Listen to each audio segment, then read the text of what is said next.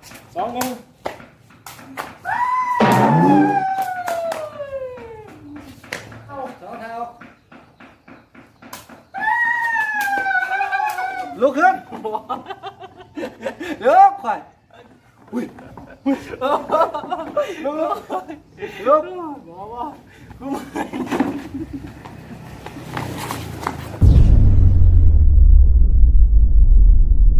3-2ไหน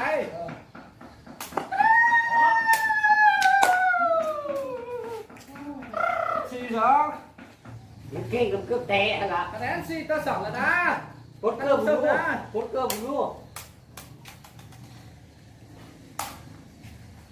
4-2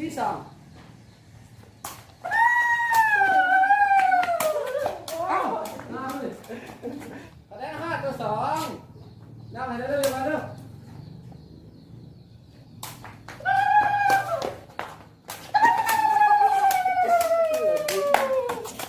คะแนนเลยไหมจับ6-2คะแนน6-2นะเอ้าออกเว้ย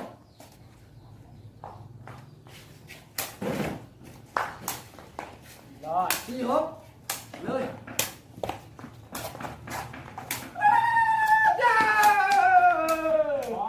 โอ้7-4เจ้า7-4แล้ว8-4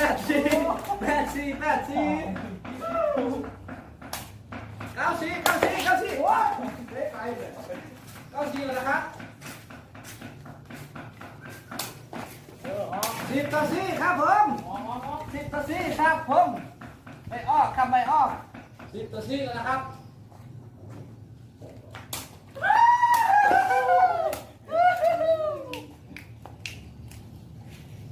จัดไปไอ้น้อยวะ11-4ย้ำบ่อันย้อนเลยเจียกู แก้ไหมเอาเปลี่ยนใหม่ ยังไม่ก็เปลี่ยนขาเลยเว้ย โมเปลี่ยนแล้ว โมเปลี่ยนพอได้ท่านโมเปลี่ยนต้องเจียกูเลยมาเจียกูแพ้เชิญเจียแพ้ไหนเลยขั้นกูแพ้ก็ต้องเชิญตื่นว่าก็ต้องตามเลย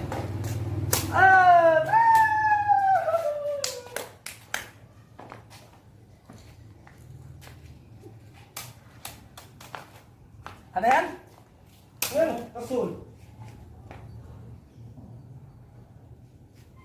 โอ้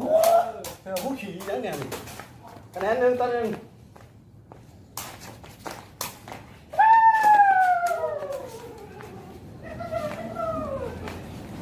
คะแนน2-1ยาวไปแล้วจับห่างเลยโอ้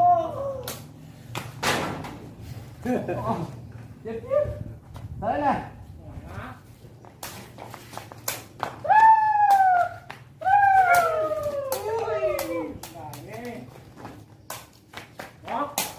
เซฟบอลคือว่าอะไรหนึ่งร้อยยังก็8-3ทีมก็ต้องคะแนน4-8นะเห็นป่ะเ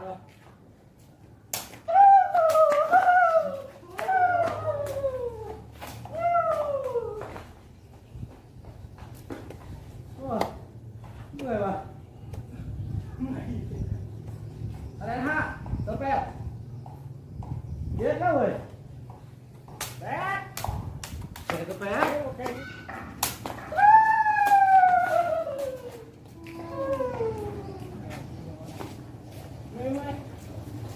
แม่เท้ามาเจียกูได้กันพอเจียว่า บอ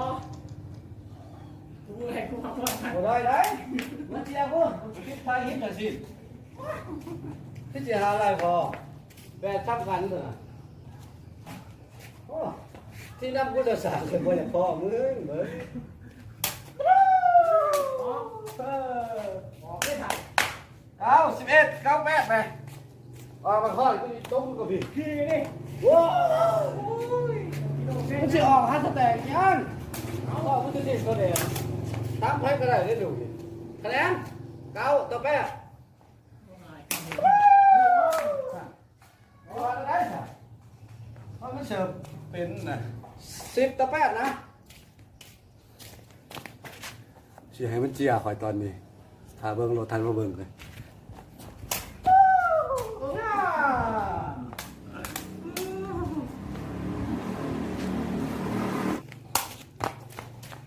เมืองถึงวันเลย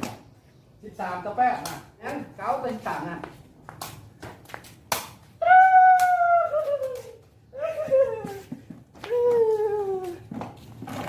ยับเยิน เย้นี่จับก็เดี๋ยวเจียถึงแล้วนะเจียจะฆ่าได้พอฆ่านี่